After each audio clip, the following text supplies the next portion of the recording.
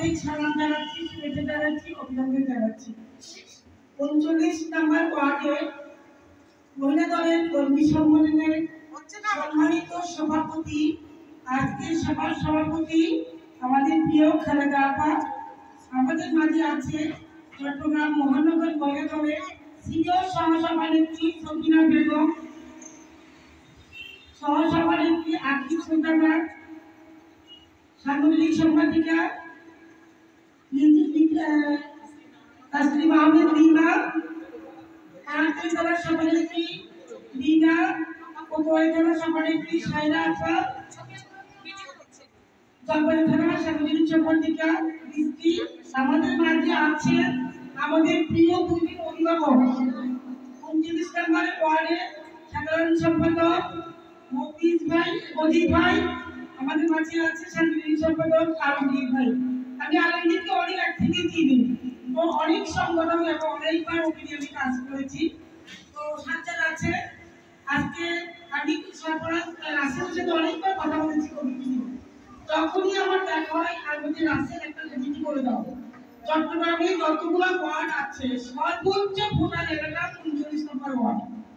এই জন্য আমি, যেহেতু আমার প্রিয় নেতা আমি মোহাম্মদ চৌধুরীর এলাকা, তো আমি যখনই রাসেলের সঙ্গে দেখা হয় আমি রাসেল তুমি কমিটিটা করে দাও।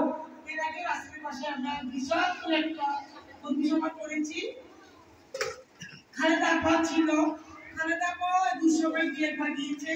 আসলে এখান থেকে অনেক দূর, আমি একটা এমপিদেরকে কখনোই দোষ দিই না, কেন এখান থেকে পার্টি অফিসে আপনাদের প্রায় 2-3 ঘন্টা লেগে যায়।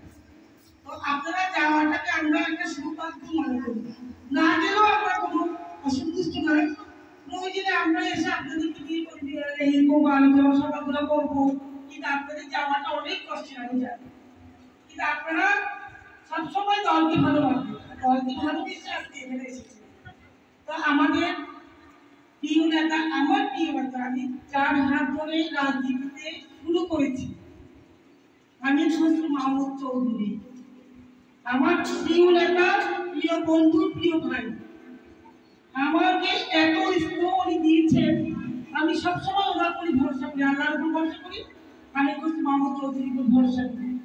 এখন আছে আমাদের ইসলামিক চৌধুরী, অত্যন্ত অমায়িক, মিষ্টিভাষী, কখনো মনে হলে রাত করে কথা বলতে পারবে, যারই কথা শুনে সবাইকে সে একটা করে প্রতিশ্রুতি দেয়, হ্যাঁ কথা বলবো, ছবি তুলবো।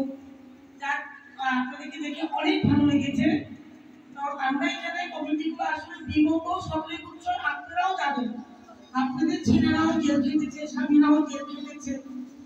এই বেশি হাসিনা সরকারের আমলে বিএনপির উপরে কি নির্যাতন নিপীড়ন হয়েছে, আমাদের শত শত লক্ষ ভাইয়েরা ঘরে থাকতে পারেনি, জেল খেটেছে, মামলা হয়েছে, ঘুম হয়েছে, খুন হয়েছে, অনেক ভাই খুনের শিকার হয়েছে, অনেক স্বামী খুনের শিকার হয়েছে।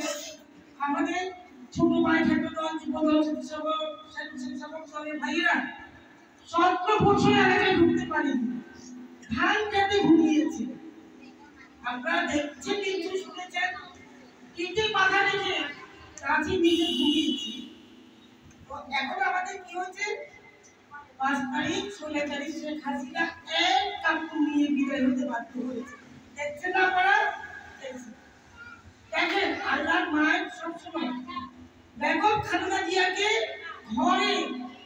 ঘর থেকে বের করে দিয়েছে, কিন্তু উনি শেখ হাসিনা 2 ঘন্টা সময় চেয়েছিল যে আমি 2 ঘন্টায় একটা চিঠি লিখবো, ওনাকে সময় দেয়নি, আল্লাহ দেয়নি।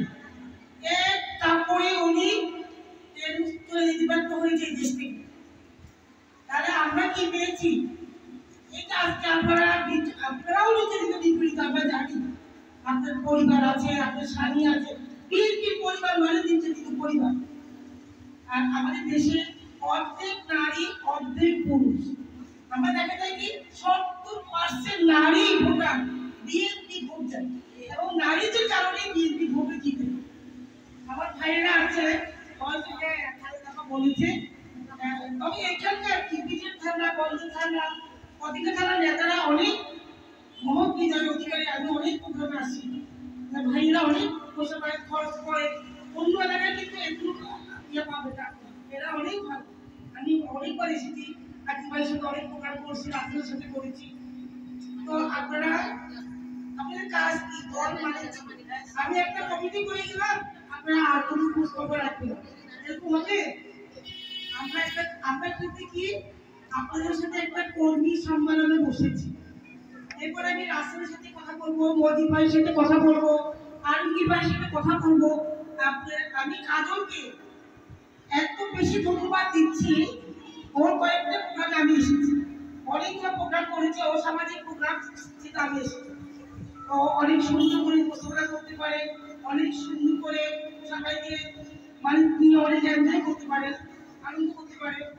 আমি সবার সাথে বসেই এই ওয়ার্ডের কাদের আসেন সহ কাদেরকে আপনারা কমিটিতে রাখবেন, প্রেসিডেন্ট, সেক্রেটারি, সিনিয়র সহসভাপতি, যুগ্ম সম্পাদক, সাংগঠনিক সম্পাদক, আপনারাই বলবেন, এরা বলবেন কারা নেতৃত্ব দিতে পারবে আর কারা কর্মী হলে আপনাদের সাথে থাকতে পারবে।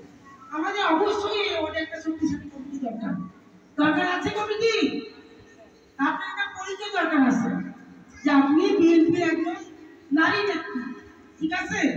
এখানে কেউ করবি না, আমরা সবাই নেত্রী, যেহেতু আমরা বসা ছেড়ে, ঘর ছেড়ে, সন্তান ছেড়ে, স্বামী ছেড়ে এখানে আসতে পেরেছি, তাহলে আমরা নেত্রী, আমরা কি বিএনপির নেত্রী সবাই। আমাদের পরিচয় আমরা গিয়াস শরীফ, আমরা বিএনপির নেত্রী, আমাদের পরিচয় হয়ে গেছে না?